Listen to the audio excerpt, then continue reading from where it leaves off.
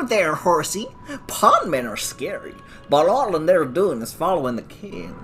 Us on the board used to have our own boss. Those were peaceful times.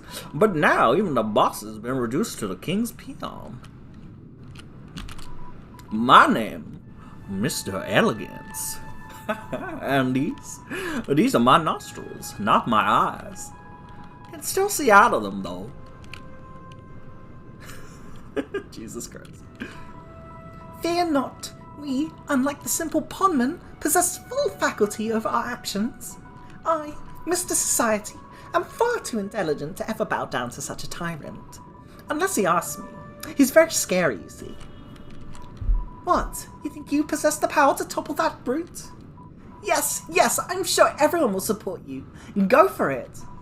Just as long as I don't have to participate.